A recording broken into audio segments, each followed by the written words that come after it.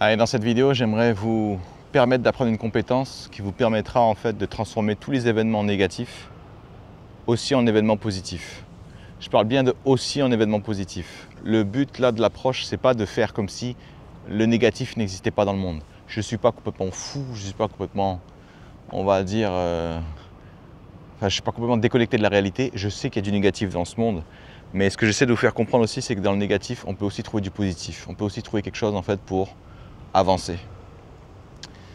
À l'issue de cette vidéo, justement, vous allez commencer à comprendre que tout ce qui vous est arrivé de négatif peut être tourné de manière positive pour vous permettre en fait de devenir la personne que vous êtes dans le futur.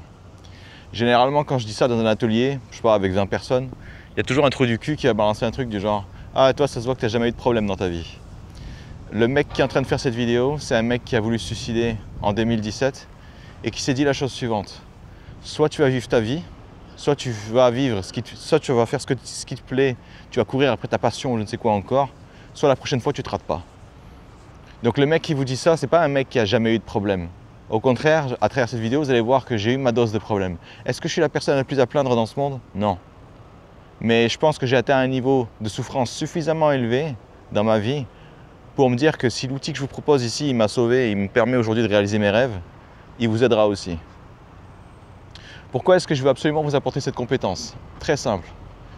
Si vous voulez faire des choses extrêmement ambitieuses, si vous voulez faire des choses incroyables dans votre vie, il vous faut mettre toutes les chances de votre côté. Et imaginons que je vous donne la capacité de transformer tout ce qui vous arrive de négatif, tous vos problèmes en opportunités. Imaginons qu'à chaque fois qu'il vous arrive une tuile, au lieu de vous ralentir, au lieu de vous démoraliser, ça ne fait qu'accélérer en fait votre réussite. C'est évident que vous allez réussir. Pourquoi? Parce que j'ai changé les règles en fait avec cette compétence. Au lieu de croire que dans le monde il y a des choses négatives et des choses positives et que je devrais être dégoûté quand il y a du négatif, ben en fait vous allez apprendre petit à petit à être positif quoi qu'il arrive. En gros, vous allez vous rendre complètement indépendant de ce qui se passe. Et là aussi, il y a généralement des gens qui vont se dire « Ouais, mais est-ce que c'est vraiment sain de voir du positif partout?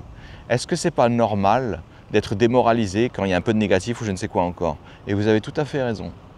C'est tout à fait normal d'être démoralisé quand il y a un problème. C'est tout à fait normal d'être découragé quand on n'a pas les résultats qu'on veut. C'est tout à fait normal de laisser tomber quand ça fait 10 fois d'affilée que vous échouez ou je ne sais quoi encore. Mais vous savez ce qui est normal aussi? Avoir une vie de merde. Pourquoi? Parce que si vous visez la norme, vous n'arriverez jamais à réaliser vos rêves. Pourquoi? Parce que la norme, c'est d'avoir un boulot normal, une famille normale, avec un job normal, où il va se passer des trucs normaux et vous allez crever. Et quand vous allez crever, vous aurez le même regret normal que tous les gens normaux. Vous allez vous dire, j'aurais aimé pouvoir vivre ma vie, avoir le courage de vivre ma vie, plutôt que de juste faire ce que les autres ont demandé de moi. Toutes les vidéos que je fais, le but est simple, vous permettre de réaliser des choses extraordinaires. Vous n'arriverez jamais à réaliser des choses extraordinaires si vous continuez de penser comme des gens ordinaires, si vous continuez d'agir comme des gens normaux, si vous continuez de réagir aux choses comme des gens normaux. Ben, imaginons que vous faites tout ce que font les gens normaux, vous aurez des résultats normaux. Il n'y a pas de miracle, il n'y a pas je ne suis pas magicien ou je ne sais quoi encore. Donc pourquoi est-ce que je vous apprends ça? Parce que quand j'ai raté ma tentative de suicide, je me suis fait cette promesse, soit tu vas vivre ta vie, soit tu vas faire tout ce que tu peux pour y arriver, soit tu laisses tomber, mais vraiment, la prochaine fois tu ne te rates pas. Et du coup, j'ai vite compris que tous les moyens que j'utilisais à l'époque pour réussir étaient catastrophiques. Et justement, à travers mon histoire, mais aussi à travers, on va dire, l'histoire de certains de mes clients qui m'ont autorisé à partager leur histoire depuis très longtemps, j'aimerais en fait vous débloquer ce truc-là. J'aimerais que vous n'ayez pas besoin de vous suicider, enfin d'essayer de vous suicider, pour commencer à vous dire « Allez, c'est bon, j'arrête de suivre des règles de merde, j'arrête de suivre les règles des autres, j'arrête de croire que c'est en étant normal que je vais réussir. » Pourquoi est-ce que je vais vous parler aussi de mes clients? Parce qu'en effet, je ne suis clairement pas le mec le plus à plaindre. Et ce que je vais vous apprendre ici, vous allez peut-être me dire « Ouais, mais moi j'ai eu pire que toi. » C'est vrai. C'est pour ça que je vais aussi utiliser en fait, avec l'autorisation justement de mes clients, l'histoire, l'aventure que mes clients ont vécu, ce que cet outil justement a fait pour eux, et ensuite ça vous donnera peut-être l'énergie, peut-être la force de le faire aussi pour vous.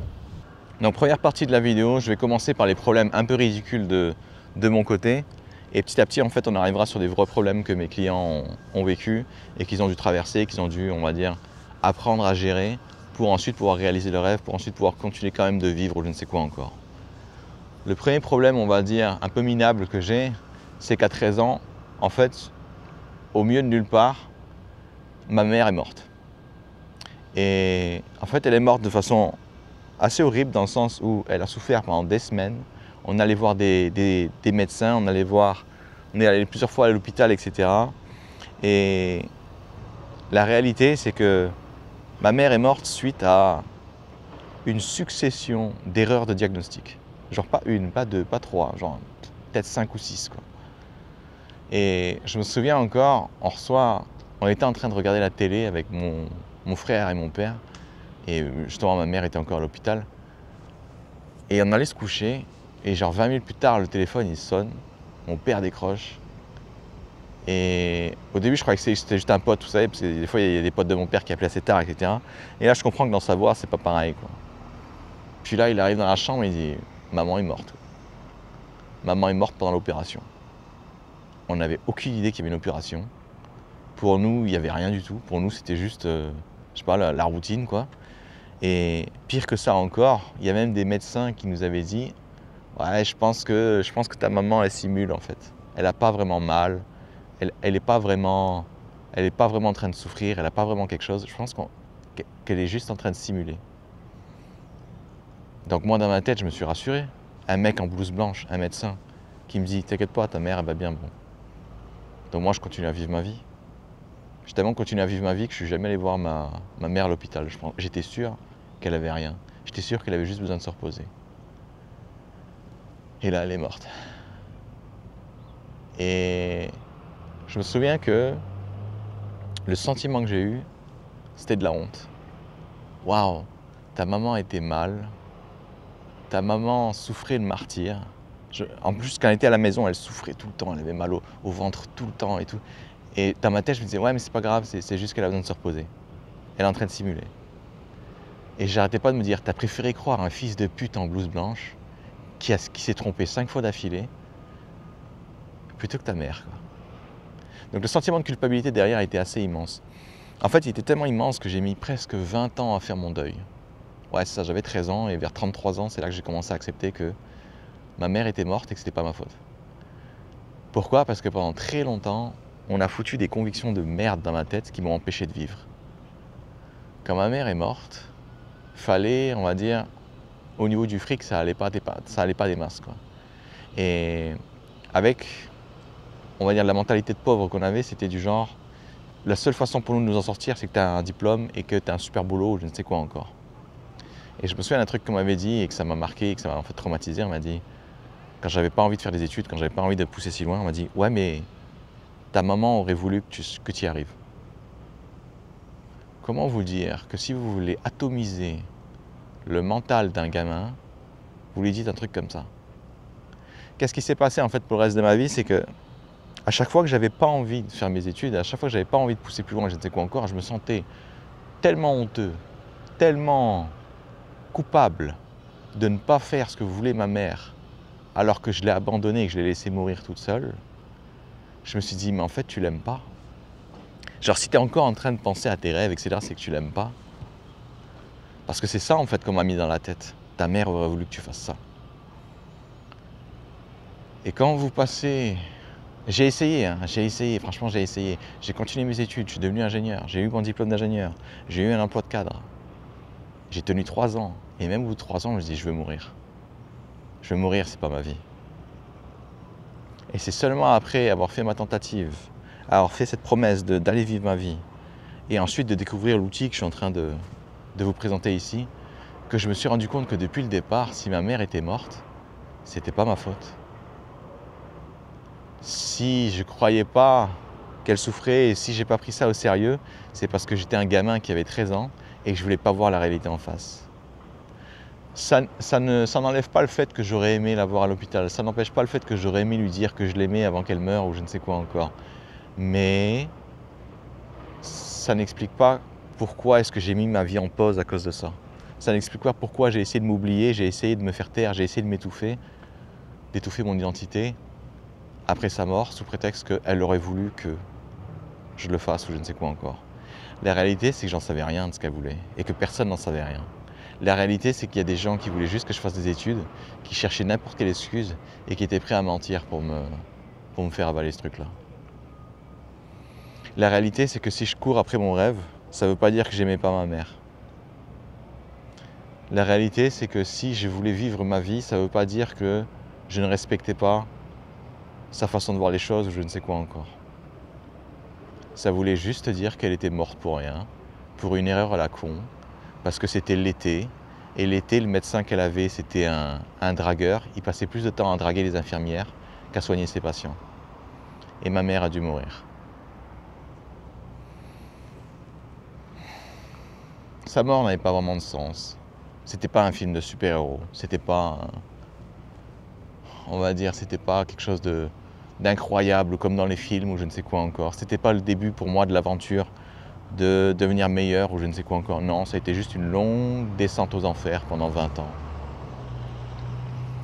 Et comment est-ce que j'ai transformé en fait cette étape, cet événement en chose positive? Comment ce truc-là est devenu extrêmement négatif pendant 20 ans et je transforme en positif?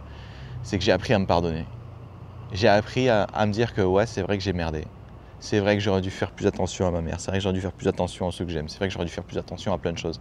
Et ce que je me dis aussi, c'est que ma mère aurait jamais voulu que je me sente tellement mal pendant 20 ans, au point où je me mette à essayer de me flinguer, quoi. Et quand j'ai compris ça, je me suis dit, il faut que j'arrête de croire que les autres ont la capacité, ont la pertinence de décider pour moi. Il faut que j'arrête de croire que les autres savent mieux que moi ce qui est bon pour moi. Et j'ai aussi appris, comment je tourne ça en positif, j'ai aussi appris que c'est pas parce qu'on ne fait pas ce que les autres veulent qu'on les aime pas. Et ce truc-là, j'ai mis beaucoup de temps à l'apprendre parce qu'à chaque fois que quelqu'un, que mon père par exemple, me disait mais il faut absolument que tu réussisses tes études, c'est la voie à suivre, etc. Je voulais lui faire plaisir. J'étais prêt à me faire du mal pour me faire plaisir. Et je me disais que si je lui faisais pas plaisir, ça veut dire que je l'aimais pas en fait. Ou qu'il comptait pas pour moi, je ne sais quoi encore. Et avec justement l'expérience, quand j'ai réussi à transformer la mort de ma mère pour en tirer des leçons, je me suis dit non, ça n'a rien à voir. Je peux parfaitement vivre ma vie et aimer les gens. Je peux parfaitement... Les gens peuvent parfaitement m'aimer moi et détester par contre tous mes choix de carrière ou je ne sais quoi encore. Deuxième événement que j'ai dû apprendre à transformer, ma tentative de suicide justement. Au départ, ma tentative de suicide, c'était pas que ma promesse, c'était aussi l'association de souffrance. À chaque fois que j'y pensais, je me disais, c'est la preuve que je souffre, c'est la preuve que j'en ai marre, c'est la preuve que cette vie n'est pas pour moi, c'est la preuve que c'est trop difficile, c'est la preuve que j'ai pas ce qu'il faut, c'est la preuve que je peux pas y arriver, c'est la preuve que je sais pas quoi encore. Bref, vous imaginez bien qu'avec ce genre de pensée, de croyance sur ce qui s'est passé, j'avais aucune chance de véritablement m'en détacher. Jusqu'au moment où je me dis, et si je m'autorisais à en avoir tellement marre que je me disais que lors de cette tentative, il y avait effectivement eu un mort, c'est-à-dire que c'est l'ancien moi. Et si je laissais complètement l'ancien moi derrière moi? Et si je laissais le passé derrière moi? Si j'arrêtais de croire que le passé va définir mon avenir à jamais? Là, qu'est-ce qui s'est passé du coup? Cette tentative n'est plus devenue, on va dire, un cocktail de souffrance. Ce n'est plus devenu la preuve irréfutable que je ne suis pas assez fort, que je ne suis pas assez bon, que je ne suis pas assez intelligent, je ne sais quoi encore. Non, c'est devenu le point de départ de quelque chose de nouveau, le point de départ de quelque chose qui allait m'animer, le point de départ de quelque chose qui allait m'épanouir, le point de départ de ma véritable vie. Quand j'ai posé ça comme ça, je me suis dit, n'oublie jamais cette date. 4 janvier 2017. N'oublie jamais cette date. C'est le jour où tu es né. C'est le jour où tu as commencé à vivre. C'est le jour où tu as commencé à te séparer des règles imaginaires des autres qui t'ont empoisonné et qui empoisonnent, on va dire, leur esprit. Troisième événement que j'ai dû apprendre à transformer, le problème c'est que ma tentative de suicide, j'en ai pas parlé à beaucoup de monde. Surtout pas à mon père. Par contre, je lui ai dit que j'allais arrêter, on va dire, le métier d'ingénieur. Je lui ai dit que j'allais arrêter mes études. Enfin, j'étais en train de faire une thèse en fait. Du coup, il fallait juste que je passe ma thèse, mais en vrai, j'étais pas, on va dire, en état, quoi. Et ça, il comprenait pas. Parce que pour lui, en fait, c'était la voie royale. Je comprends pas, t'as juste à faire ça, t'as juste à faire 3 mois encore, et puis après, t'as ce que tu veux, tu pourras devenir docteur ou je ne sais quoi encore. Je dis, ouais, mais je veux pas faire ça. Et du coup, on s'est pris le bec, mais genre, pendant des semaines, pendant des mois. Et j'avais le choix. soit je me disais, ok, pour vivre ma vie, je vais juste devoir détester mon père et le haïr. Ou alors, je me dis que la phase qu'on est en train de traverser là, les prises de bec de merde, son incapacité à comprendre, c'est exactement l'obstacle que je dois traverser si je veux vivre ma vie. Parce que si je veux faire ce qui me plaît, si je veux suivre ma propre voie, absolument personne ne sera d'accord. Pourquoi? Parce que ça arrive à tout le monde en fait. En fait, j'ai commencé à faire des recherches sur Internet et je me suis rendu compte que toutes les personnes qui voulaient sortir des sentiers battus ont traversé exactement la même chose que moi. Et le fait de savoir en fait que j'étais pas tout seul, que c'était pas juste quelque chose qui me touchait moi et qui me plombait, ça me permettait de me dire, mais attends, du coup c'est normal. Le problème que j'ai là, il est normal. Et quand j'ai commencé à comprendre ça, j'ai commencé aussi à comprendre que j'avais plus besoin de haïr mon père. J'avais juste besoin de le comprendre. Et en fait, pour le comprendre, c'était vraiment pas compliqué. C'est quelqu'un qui a vécu la guerre du Vietnam, qui n'a jamais fait d'études parce que sa famille n'avait pas d'argent et au Vietnam, ça coûte de l'argent d'aller faire des études. C'est quelqu'un à qui on a bourré le crâne en lui disant que s'il avait fait des études, sa vie serait tellement meilleure et qu'il n'aurait pas de problème, que forcément, l'autoroute qu'il a fait pour moi, c'est « Ok, je veux pas que mon fils ait des problèmes, alors il faut qu'il fasse des études. » Et quand je lui ai dit que j'allais arrêter, forcément, il s'est dit « C'est bon, il est en train de gâcher sa vie. » quoi. Est-ce que c'était plus simple parce que je comprenais son raisonnement? Pas forcément. Parce que je me dis « Putain, mais pourquoi est-ce qu'il ne veut pas comprendre ?» J'étais encore dans l'incapacité en fait de comprendre que les gens ne sont pas logiques, ils sont émotionnels. Si vous avez un parent qui voit son gamin arrêter ses études, alors que dans sa tête, les études, c'est ce qui permet d'avoir une meilleure vie, c'est évident qu'il va paniquer. Du coup, ça ne sert à rien de donner des arguments logiques à quelqu'un qui est dans l'émotionnel. Ce qu'il faut plutôt, c'est donner de l'émotionnel. Et de l'émotionnel, je l'en ai donné. À un moment, je lui ai dit, je préfère mourir que de recommencer. Je préfère mourir que d'y retourner. Et j'ai pas dû lui dire qu'une seule fois, parce qu'il a dû croire que oui, mais voilà, il est pas sérieux. Non, non, je lui ai dit tous les jours, pendant des semaines, je lui ai dit, je préfère mourir que de continuer à faire ça. Je préfère mourir que continuer comme ça, que d'avoir cette vie ou je ne sais quoi encore. Jusqu'au moment où c'est rentré dans sa tête. Et quand c'est rentré dans sa tête, il a compris. Est-ce que j'aurais préféré que ce soit plus simple? Est-ce que j'aurais préféré qu'il m'écoute ou je ne sais quoi encore? Oui, ça aurait été plus simple. Mais est-ce qu'aujourd'hui, j'aurais eu la capacité de vous parler de ce sujet et de vous dire à quel point, on va dire, les outils que je vais vous proposer ici sont extrêmement utiles si j'avais pas vécu ça? Non, j'aurais été incapable de le faire parce que j'aurais jamais eu le problème. Je vous aurais dit un truc du genre, alors vous inquiétez pas, hein, si vous avez un rêve, dites-le aux gens autour de vous, ils vont vous soutenir. Mais jamais de la vie. Il y a vraiment très peu de gens qui soutiennent leurs enfants. Il y a vraiment très peu de gens qui soutiennent, on va dire, les projets des autres, je ne sais quoi encore. Et c'est ça la vie normale dans laquelle on est. Dans la vie normale dans laquelle on est, les gens vont pousser les autres à faire pareil qu'eux-mêmes. Pourquoi? Pour se rassurer. C'est même pas, ils vont se dire, ah ouais, mais c'est comme ça qu'on va réussir. Non, c'est comme ça que tu auras un boulot et peut-être que tu vas pouvoir vivre comme tu veux.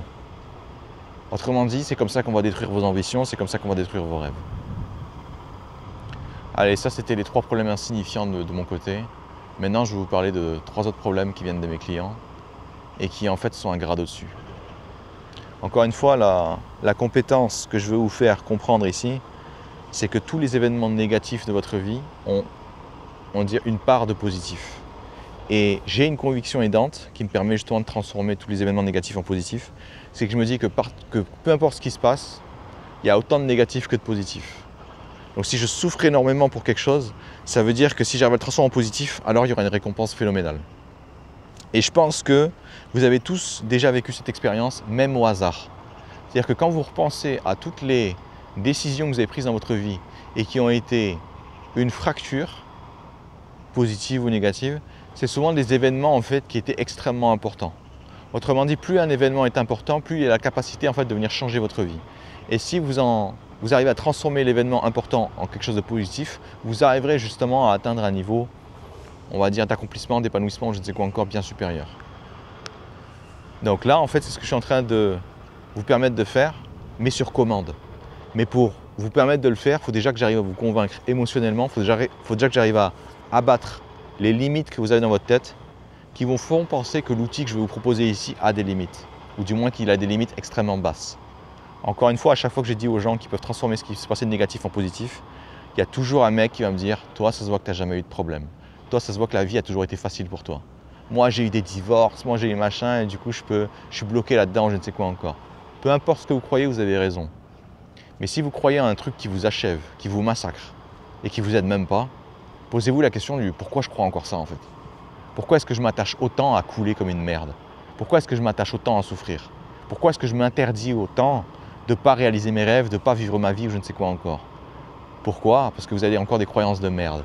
Par exemple, moi avec ma mère, c'était si tu fais pas ce qu'elle voulait, c'est que tu l'aimais pas. Pareil pour mon père, si tu fais pas ce qu'il veut, alors tous les sacrifices qu'il a fait, ça veut dire que tu l'aimais pas. C'est faux.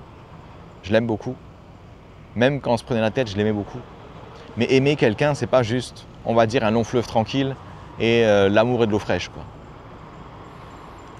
Allez, je reviens sur mes clients. Premier client, en fait, la première histoire que j'aimerais vous raconter, c'est une histoire qu'il raconte lui-même à chaque fois qu'il intervient, on va dire, dans les centres ou je ne sais quoi encore. C'est que quand on a bossé ensemble, il avait un problème. C'est que son fils de 4 ans était mort à l'hôpital. Et le jour où il est mort, il était bloqué au boulot, en train de travailler. Son patron avait refusé qu'il aille à l'hôpital. Et il avait laissé son téléphone en silencieux.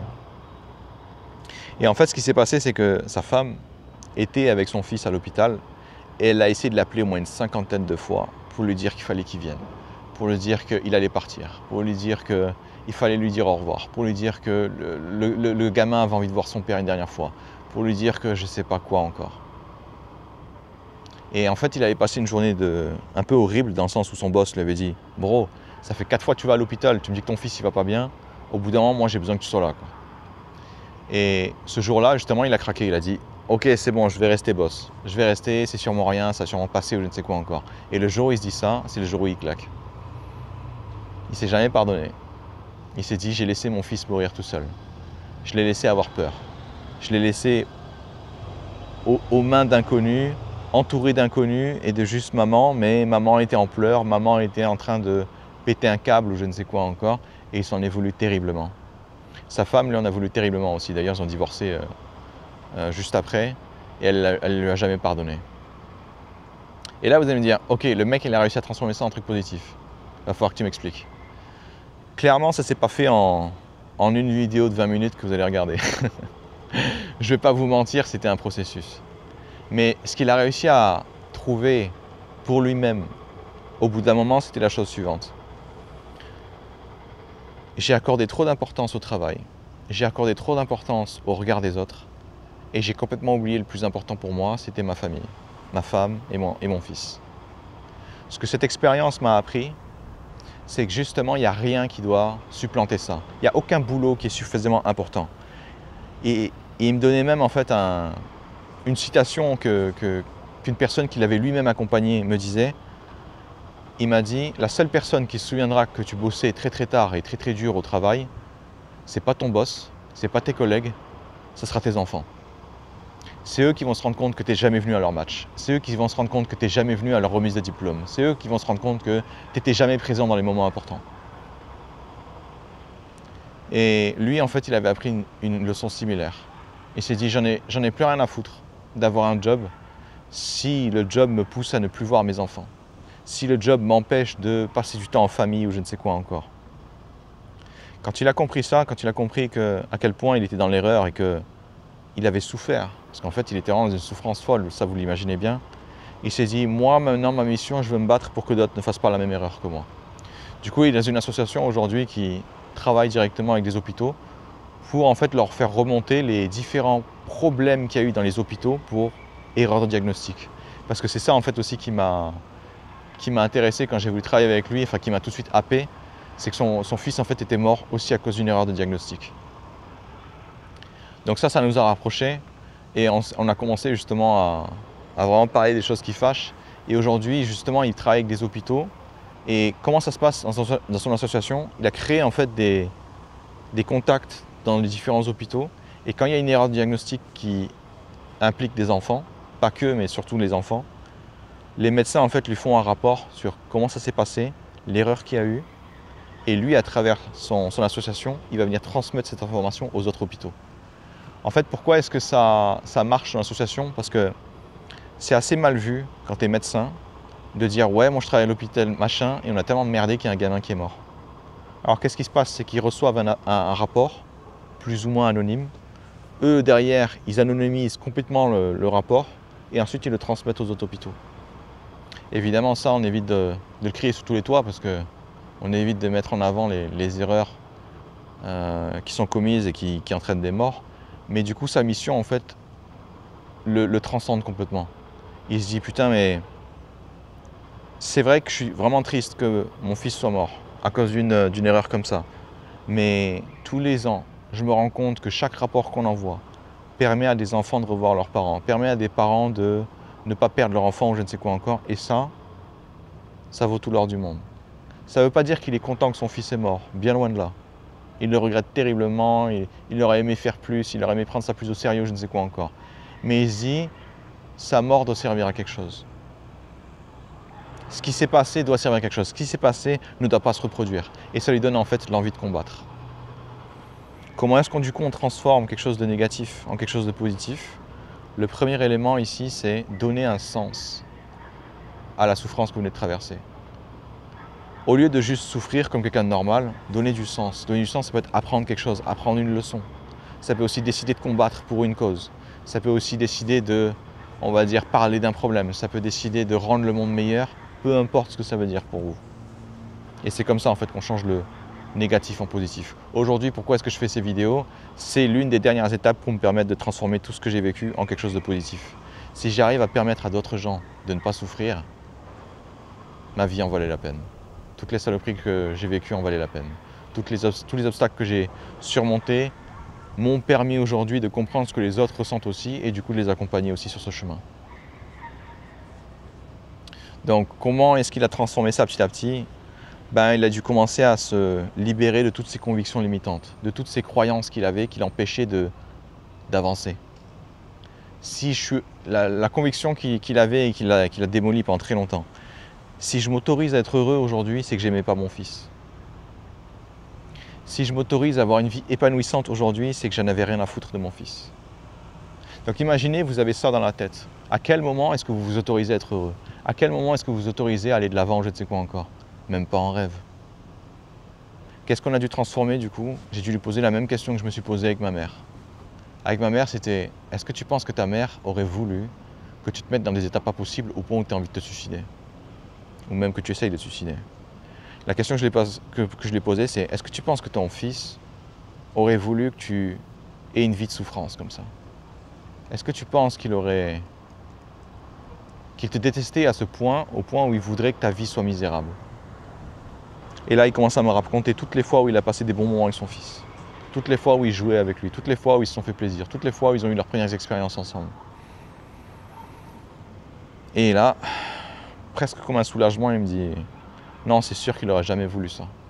Il aurait voulu que je sois heureux, il aurait voulu que je sois avec maman, mais ça, c'est pas moi qui décide. Mais il aurait voulu que je sois heureux, il aurait voulu que je continue. Donc, ils ne se sont pas remis ensemble. Hein, je ne suis pas en train de vous raconter un conte de fées non plus, il y a quand même la réalité. Sa femme n'a pas eu du tout la même chance, on va dire, de transformer ce qui s'est passé en événement plus ou moins positif. Je ne suis pas en train de dire encore une fois que quand vous transformez un élément positif, le négatif disparaît complètement. Non, je suis en train de dire que dans chaque événement, il y a autant de positif que de négatif. Et si vous avez souffert énormément parce qu'il y a énormément de négatif, dites-vous que quelque part, il y a énormément de positif. Est-ce que j'ai des preuves de ce que j'avance? J'en ai aucune idée. J'ai pas de preuves, il n'y a pas de fait. Par contre, l'être humain, c'est ça qui est intéressant, c'est que peu importe ce que vous croyez, vous avez raison. Et si vous croyez en quelque chose qui va vous aider, bizarrement, vous allez agir, vous allez vous mettre en action avec le truc qui vous aide. Qu'est-ce que lui a commencé à se créer aussi comme conviction aidante? C'est mon fils aurait voulu que je sois heureux, mon fils aurait voulu que j'avance, mon fils aussi aurait voulu que d'autres ne subissent pas, on va dire, la même peine. Dernière conviction limitante aussi qui l'avait empêché d'avancer, c'est je ne peux pas être heureux si ma femme ne me pardonne pas. Et en vrai, il avait l'impression que c'était quelque chose pour lui permettre de prendre ses responsabilités. Mais ce qu'il a compris aussi, c'est que quand il a créé cette conviction-là, il a aussi mis une responsabilité de baiser sur sa femme. En gros, il lui disait, enfin il lui a jamais dit, mais c'est ce qu'il se disait dans sa tête, je m'autoriserai à être heureux uniquement si tu me pardonnes. Donc en gros, si je suis malheureux, c'est à cause de toi. Et c'est absolument pas ça qu'il voulait lui dire en fait. Il voulait juste lui dire je t'aime. Et pour lui, je t'aime, c'est qu'il fallait souffrir. Mais il s'est rendu compte que c'était stupide. Parce que même s'il souffrait terriblement, elle n'allait pas mieux. Du coup, c'était égoïste ce qu'il est en train de se dire. Il était juste en train de se flageller pour se flageller. Quand il a commencé à abattre ses convictions limitantes, on a commencé à mettre des convictions aidantes. Si c'est difficile, c'est que le combat en valait la peine. Pourquoi? Parce que quand je vous dis qu'il a monté son association, etc., et qu'il fait ça avec les hôpitaux, je peux vous assurer que les hôpitaux, au départ, ils étaient vraiment pas en train de kiffer. Et il s'est dit, attends, du coup, si je merde, faut que je te donne les infos et que je te dise pourquoi on a merdé. Plutôt crever. Vous imaginez bien qu'une armée d'avocats arrivait derrière et disait, non mais ton truc c'est de la merde là. Et le seul moment en fait où il a réussi à convaincre ces gens-là, des avocats, des mecs, on va dire, qui sont vraiment là pour éviter les risques, etc., c'est quand il a commencé à raconter son histoire. Et il a dû raconter son histoire à peu près 400 fois avant que quelqu'un lui dise « je veux essayer ». L'hôpital s'engage à. Évidemment, c'était un engagement un peu sous le manteau, hein. On ne va pas commencer à crier sur tous les toits qu'on a merdé et qu'il y a des gens qui meurent. Mais pendant tout le combat qu'il avait, ça aurait été simple pour lui d'abandonner. De se dire, putain, mais il n'y a personne qui veut, il n'y a personne qui veut se lancer, il n'y a personne qui comprend mon combat. Hein. Jusqu'au moment où il est devenu de plus en plus bon pour faire transmettre ses émotions, transmettre son expérience aux gens, les toucher jusqu'au cœur et qu'ils se disent, on va prendre le risque. Et quand il y en a un qui le fait, bah, il y en a un deuxième qui va commencer à être un peu plus sur la brèche. Du coup, il allait voir les gens, il continuait comme ça pendant des années, des années, des années. Et clairement, son association, au début, elle ressemblait à rien. Hein. Il faisait tout lui-même, c'était la merde, personne ne voulait collaborer. Jusqu'au moment où aujourd'hui, justement, il arrive à toucher quelques hôpitaux, transmettre des informations par-ci par-là pour que les bonnes pratiques puissent rester. Et je suis content de dire qu'il arrive clairement à sauver des gens aujourd'hui. Ah, et ça, c'était mon premier client. Ma deuxième cliente, elle aussi, elle raconte son combat partout, elle raconte son histoire partout, c'est pour ça qu'elle m'a autorisé aussi de le faire. En fait, ce qui s'est passé pendant son enfance, c'est qu'elle a été violée par des membres de sa famille, notamment son oncle, et je ne sais plus qui, je ne me souviens plus des détails, mais je me souviens qu'il y avait 2 personnes. Et pendant 1 an à peu près. Et je me souviens, elle m'a dit aussi qu'elle en avait parlé à ses parents, et ses parents lui ont dit que c'était de sa faute. Parce que justement, c'était sa façon d'être qu'il avait peut-être provoqué ou je ne sais quoi encore. Le seul problème de cette explication, déjà qu'elle est absolument horrible, ignoble et stupide, c'est qu'en plus elle avait 10 ans. Donc, ce qui s'est passé évidemment, c'est que pendant très très longtemps, elle s'est sentie coupable.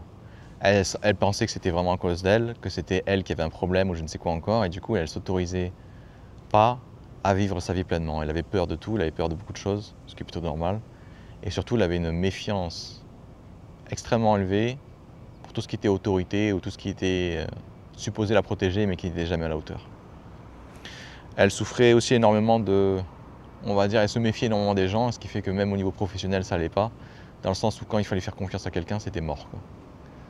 Il y avait aussi pas mal de malaise, mais bon, je ne vais pas trop rentrer dans les détails, mais vous imaginez bien que l'événement était assez négatif, était extrêmement négatif pendant très très longtemps, et quand elle a utilisé justement l'outil que je vous propose ici, elle a réussi à le transformer en positif parce qu'elle a là aussi donné du sens à ce qui s'est passé. Encore une fois, on repart sur cette conviction aidante qui dit que s'il y a énormément de négatifs, alors il y a énormément de positifs.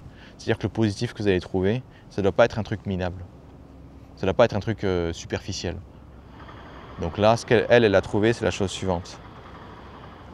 En fait, quand il y a des histoires de viol, etc., à chaque fois, c'est la même histoire, la personne qui se fait violer se sent coupable. Elle se dit, peut-être qu'il y a un problème avec moi, peut-être que je l'ai cherché ou je ne sais quoi encore. Comme si c'était elle, en fait, qui était problématique. Même quand vous allez voir la police, ben, en fait, on va se moquer de vous, quoi. Ou on va vous demander, ah, vous portiez quoi? Et vous l'avez aguiché un peu ou pas? Non, mais je dois vous poser la question, hein, c'est dans le formulaire. Et littéralement, c'est dans le formulaire. Et en fait, du coup, il y a tout de suite ce sentiment de culpabilité, ce sentiment de honte qui arrive, qui fait que vous allez en parler à personne, etc. Du coup, elle aussi, elle a monté son association, et vous imaginez bien le but de l'association, c'est d'accompagner justement les personnes qui se sont fait violer, hommes, femmes, sans aucune distinction. Pour justement leur permettre de comprendre ce qui se passe, pour justement leur permettre d'être suivis, pour justement leur permettre d'éviter ce qu'elle a eu à subir, c'est-à-dire 20 ans de souffrance, quoi. Minimum 20 ans de souffrance. À se dire qu'il y a un problème, à se dire que c'est horrible, je ne sais quoi encore, à ne pas s'autoriser à vivre, à se méfier de tout, je ne sais quoi encore. Pareil, conviction limitante qu'il fallait détruire, parce que c'est ça en fait qui l'a empêché de voir ça comme, on va dire, une opportunité pour faire quelque chose de positif. Encore une fois, quand vous transformez quelque chose en quelque chose de positif, ça ne veut pas dire que le négatif a disparu. Ça veut juste dire que vous arrêtez de mettre votre attention dessus et que vous arrêtez de laisser le négatif définir votre vie. Qu'est-ce qu'elle en a fait justement, enfin, quelles sont ses convictions limitantes qui l'empêchaient de faire ça? Le premier, c'était bah, c'est ma faute. Genre si je me suis fait violer, c'est de ma faute. Et en fait, ça n'a jamais été de sa faute. Si bien que la personne justement qui l'a violé a tenté tout pour nier, a tenté tout pour, on va dire, faire semblant de ne plus s'en rappeler ou je ne sais quoi encore, mais elle n'a jamais lâché l'affaire. Aujourd'hui, il a eu ce qu'il voulait, c'est-à-dire que ce mec-là ne travaille plus avec des enfants, parce qu'évidemment, il avait un métier où il travaillait avec des enfants, sinon c'est pas drôle. Elle l'a mis sur une liste, elle lui pourrit la vie, et de manière, on va dire, tout à fait légitime et légale, en prévenant en fait à chaque fois qu'il y a des enfants autour de cette personne-là que faites gaffe, cette personne n'est pas apte à garder des enfants. Cette personne n'est pas apte à travailler autour d'enfants ou je ne sais quoi encore. Autrement dit, la conviction limitante dont s'est complètement débarrassée, c'est moi le problème, c'est moi le coupable, c'est moi la méchante. Non, elle a transformé conviction limitante, non, non, non, non. Je vais être le fer de lance d'une société qui prendra beaucoup mieux, on va dire, en compte les gens qui ont vécu ça et qui arrêteront de les stigmatiser, qui arrêteront de les faire se sentir coupables ou je ne sais quoi encore. Donc elle en a fait son combat aussi. On va dire, cette expérience qu'elle a eue, aujourd'hui, elle me le dit très franchement, lui permet d'accompagner énormément de gens, lui permet d'apporter énormément de bien dans ce monde. Et ce qu'elle voulait par-dessus tout, c'est rendre le monde meilleur. Allez, troisième client dont je vais vous parler et qui, on va dire, a eu des problèmes plus lourds que les miens. En fait, à un moment, c'était un motard et il s'est passé un accident de moto assez grave, au point où il perd ses jambes. Il n'était pas du tout en tort, au contraire, il avait pris des précautions, etc. Sauf que le mec en face était complètement bourré, il lui a rentré dedans et on va dire, il a sectionné je ne sais plus quel nerf ou je ne sais quoi encore, mais en tout cas, il a perdu l'usage de ses jambes. Pareil, pendant plus de 10 ans, il en voulait au monde. Il en voulait au monde que ça lui arrive, il en voulait au monde qu'il n'y ait pas meilleur, on va dire, qu'il n'y ait pas de meilleure solution. Il en voulait au monde qu'il soit en chaise roulante, il en voulait au monde qu'il ne puisse plus faire de moto, qu'il ne puisse plus marcher, qu'il ne puisse plus courir. Enfin bref, vous imaginez bien que du jour au lendemain, vous perdez vos jambes. En plus, à cause d'un mec qui est alcoolisé et qui finalement repart avec une tape sur les doigts, dans le sens où, allez, il a du permis retiré, un peu de prison et on va dire travailler avec un psychologue pour qu'il se rende compte de ce qu'il a fait ou je ne sais quoi encore. Franchement, pour moi, enfin du moins pour lui, pour mon client, la peine n'était pas du tout proportionnée. Parce que lui, il a dû perdre ses jambes et il a dû les perdre ses jambes pour le reste de sa vie, quoi. Quelles étaient les convictions limitantes qu'il avait qui l'empêchaient de trouver du positif là-dedans? Il se concentrait en fait énormément sur tout ce qu'il ne pouvait plus faire, sur l'injustice, sur le fait que le système était mal fait, sur le fait que le mec était complètement bourré et qu'il peut aujourd'hui continuer de boire ou je ne sais quoi encore et qu'il vit très bien sa vie. Il était en train aussi de se focaliser sur tout ce qui n'allait pas dans le processus qui lui a permis on va dire, qui était supposé l'accompagner. Personne pour te parler, il n'y a personne pour te guider, il n'y a pas de suivi psychologique, il y a une chaise roulante, ça coûte une blinde 50. Je me retrouve avec une moto que je ne sais pas quoi en faire. Évidemment, il a dû la vendre pour acheter sa chaise roulante et du matériel médical. Mais en gros, il voyait tout ça en fait comme une profonde injustice. Lui n'avait rien fait, lui ne demandait rien et il y a ça qui s'abat sur lui, quoi. Autre élément aussi qui l'a empêché d'avancer, c'était de croire que dans ce monde, les gens gentils sont récompensés et les méchants sont punis. Je sais que c'est ce qu'on nous raconte quand on est petit. Mais le problème, c'est que si vous allumez la télé 20 minutes pendant le journal, vous vous rendez compte que des trous du cul, des fils de pute qui sont récompensés, c'est vraiment pas ce qui manque dans ce monde. Donc on a dû se débarrasser de ça aussi. Et c'était difficile pour lui parce qu'il avait besoin de croire que dans ce monde, il y avait quand même un semblant de justice. Et c'est vrai qu'il y a un semblant de justice, mais pas partout, pas pour tout le monde. Je sais, c'est horrible ce que je dis, mais au bout d'un moment, il faut bien regarder le monde comme il est, quoi. La notion même de justice est quelque chose qui a été inventé de toutes pièces. Vous ne trouverez pas de la justice dans la nature. Dans la nature, je sais pas, il y a un truc qui a faim, un prédateur, et ben il va bouffer un truc. Il n'y a pas de justice là-dedans. Après, derrière, on a commencé à créer une société, on a commencé à créer des règles, et donc la justice, pour éviter de s'entretuer entre nous. Mais la justice en tant que telle n'est pas quelque chose que vous avez naturellement. La conviction aidante qui lui a permis de passer à travers, c'était de se dire que, et celle-là elle était horrible pour lui, je peux quand même vivre sans mes jambes. Je peux quand même faire des choses sans mes jambes. Je peux quand même m'épanouir sans mes jambes. je peux quand même, on va dire, avoir de la valeur sans mes jambes. Je peux quand même, on va dire, faire tout ce que je veux sans mes jambes. Donc oui, en effet, c'est moins pratique. Oui, en effet, il n'y a pas des accès handicapés, accès chaises roulantes, n'importe où, je ne sais quoi encore. Mais il dit, je m'en fous. Et quand il a commencé à accepter ça, il a commencé à faire, c'est con, hein, il a commencé à faire du piano. Dire, ouais, mais là, ça, il aurait pu en faire. T'as pas besoin de jambes pour faire du piano. Tout à fait d'accord avec vous, surtout s'il n'avait pas de pédale ou je ne sais quoi encore. Mais il était tellement enfermé dans ce truc du parce que j'ai plus mes jambes, je peux plus vivre, je peux plus rien faire. Il s'interdisait en fait absolument tout. Donc là, il commence à faire du piano, il commence à faire tout ce qu'il voulait faire, mais qu'il n'avait pas le temps. Que la moto en fait avait pris ou je ne sais quoi encore. Donc qu'est-ce qui s'est passé ensuite? Il a commencé à s'autoriser à faire des trucs un peu plus sportifs. C'est vrai que je ne peux pas courir. Mais ce serait marrant que je trouve le moyen de concourir avec des gens qui vont courir ou je ne sais quoi encore, mais juste en utilisant mes mains, mes bras, etc. Et en fait, il y a des compétitions comme ça, de fous furieux, où vous devez faire un parcours, il n'y a pas de temps limité, et c'est juste que vous devez vous démerder, vous faites ce que vous voulez. Et lui, il s'est dit, tiens, j'aimerais bien en faire un comme ça, mais du coup, sans mes jambes, quoi. Et il a réussi à en faire un. Est-ce qu'il a réussi à battre un record? Non, clairement pas. Mais rien que le fait de s'entraîner, de se mettre dans la boue pareil que tout le monde ou je ne sais quoi encore, vous savez, c'est l'espèce de parcours du combattant que vous faites, et de se dire, mais en fait je suis comme tout le monde. C'est vrai que mes jambes ne répondent plus, c'est vrai que j'en ai plus, etc. Je ne peux plus les utiliser pour certains obstacles, mais en vrai je peux juste faire comme tout le monde. Quand il a compris ça, ça lui a débloqué en fait une combativité monstrueuse. Parce qu'il s'est dit que maintenant qu'il a réussi à surmonter l'obstacle de ses jambes, qui pour lui était son Everest, vous imaginez bien que tous les problèmes de la vie quotidienne, à côté, c'est de la merde. Du coup, qu'est-ce qui s'est passé automatiquement? Il a commencé à voir la vie de la meilleure façon possible. Et lui aussi, évidemment, il a fait une association. Parce qu'en fait, de toute façon, vous allez reconnaître souvent ce schéma-là. Quand quelqu'un, en fait, arrive à surmonter quelque chose d'extraordinaire, il arrive enfin à s'épanouir. Et une fois que sa coupe est pleine, il a envie d'aider les autres. Il a envie d'aider les autres à faire pareil parce que de toute façon, ça ne lui coûte rien. Le fait que d'autres personnes soient heureuses ne va pas lui enlever son bonheur à lui. Donc là aussi, il a une association où il fait des témoignages en fait devant des gens qui ont eux aussi eu une infirmité ou je ne sais quoi encore.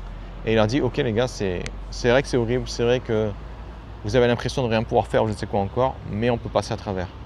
Et c'est nettement plus, on va dire, impactant quand quelqu'un qui vous dit ça n'a pas ses jambes, que si c'était un mec valide qui vous disait ça, quoi. Un mec valide qui dit à un mec invalide, ouais t'inquiète pas mec, tu peux continuer quand même, on peut vivre quand même. Ça a beaucoup moins d'impact que si c'était lui qui le dit. Et c'est pour ça en fait qu'il, on va dire, fait beaucoup de témoignages, qu'il est dans beaucoup d'associations, etc. Parce que justement sa voix porte infiniment plus. Et en fait c'est ça qu'il me disait. Le dernier message qu'il me disait, c'est en fait le fait que j'ai perdu mes jambes me donne une crédibilité tellement élevée que ça me permet en fait d'aider les gens directement. Là où ils auraient besoin de 2-3 ans comme on va dire comme moi ou je ne sais quoi encore, ou quand il a bossé avec moi ça a pris juste quelques semaines, mais parce qu'il était en fait sur le point de vraiment d'avoir son moment Eureka. Et il s'est dit en fait moi je peux les débloquer en un mois là où les autres ont besoin de 5 ans, quoi. Et ça en fait c'est un super pouvoir. Et tous les jours en fait il met en avant ce super pouvoir. Donc voilà, ça c'était les 3 situations dont je voulais vous parler. Et je voulais vous faire comprendre que conviction aidante, tous les événements sont autant négatifs que positifs. Si du coup la part de négatif est extrêmement importante, alors la part de positif sera extrêmement importante. Quand je vais transformer un événement négatif en positif, ça ne veut pas dire que je fais semblant que le négatif n'existe pas. Je ne suis pas complètement fou, je vois le monde dans lequel on est, je vois qu'il y a du négatif, je vois qu'il y a de la souffrance, mais je décide juste de ne pas laisser la souffrance me définir. Je décide juste de ne pas laisser la souffrance me limiter. A l'inverse, je vais me focaliser sur le positif, et le positif, c'est vous qui allez le créer. Comment? En donnant du sens à ce qui vous arrive. Comment? En vous disant qu'est-ce que je vais apprendre grâce à ça? Qu'est-ce qu'il faudrait que je change chez moi pour m'adapter et du coup pour avancer? C'est ça en fait que je vais vous faire comprendre à travers cette vidéo. Donc comment est-ce que vous faites ça? Vous prenez d'abord des petits événements négatifs. Commencez pas par les plus gros, vous allez avoir du mal. Comment est-ce que vous faites ça aussi? Vous prenez des petits événements négatifs et vous allez dans le passé. Vous n'allez pas vous amuser à vous torturer aujourd'hui pour essayer de transformer les trucs en négatifs. Non. Repensez à votre passé et repensez aux événements qui étaient très douloureux ou négatifs et que vous avez déjà réussi à transformer. Vous avez en fait besoin d'un catalogue pour vous montrer que c'est possible. Ensuite, vous commencez avec des éléments négatifs de la vie de tous les jours et vous commencez à vous dire c'est quoi le truc positif. Tiens, j'ai raté mon rendez-vous. Qu'est-ce qui est positif? Bah, je peux apprendre à déstresser. Je peux apprendre à arrêter de croire que c'est la fin du monde parce que je suis arrivé en retard ou je ne sais quoi encore, si c'est votre délire. Ensuite, vous allez monter comme ça crescendo. Et qu'est-ce qui se passe généralement dans votre vie? Que vous le vouliez ou non, vous allez avoir des problèmes. Et votre boulot, du coup, c'est de sans cesse transformer tous vos problèmes en opportunités. Qu'est-ce que je peux apprendre? Et si c'était une opportunité pour moi, qu'est-ce que ce serait? Qu'est-ce que ça m'apprendrait? Qu'est-ce que je changerais? Normalement, vous devriez avoir assez d'événements dans votre passé pour avoir déjà la preuve que c'est possible de, on va dire, sortir plus fort après un événement négatif. Si ce n'est pas le cas, j'espère que les histoires que je vous ai racontées, que ce soit la mienne qui est un peu plus facile ou celle de mes clients, vous ont au moins donné assez d'énergie pour vous dire est-ce qu'il n'y a pas quelqu'un dans le monde qui aurait en effet des galères et qui a réussi à les surmonter? Et si lui a réussi à les surmonter, pourquoi est-ce que moi je m'interdis de le faire? Et voilà, cette vidéo en fait, elle voulait avant tout juste vous dire que c'était possible, que vous pouvez le faire et qu'en fait vous avez juste des règles imaginaires qui vous empêchent de vous autoriser à le faire. Vous avez juste des convictions limitantes qui vous disent que non mais je dois souffrir parce que sinon ça veut dire que j'aime pas les gens. Je dois souffrir parce que sinon ça veut dire que c'est pas sérieux pour moi, ça comptait pas pour moi, je ne sais quoi. Non, tous ces trucs là c'est des conneries. La réalité c'est que la souffrance en elle-même n'a aucun intérêt. Vous auriez une vie nettement plus épanouissante si vous vous autorisiez justement à être heureux, à faire ce que vous vouliez, à mener vos projets à bien ou je ne sais quoi encore. Allez, merci pour votre attention, désolé pour la longueur de la vidéo. J'essaierai de faire plus court la prochaine fois, mais le sujet est tellement, on va dire, important et tellement difficile à faire en sorte que les gens donnent une chance à ce truc-là, que j'ai préféré faire une vidéo longue mais complète, plutôt que de faire un truc court et superficiel. Allez, bon courage à vous.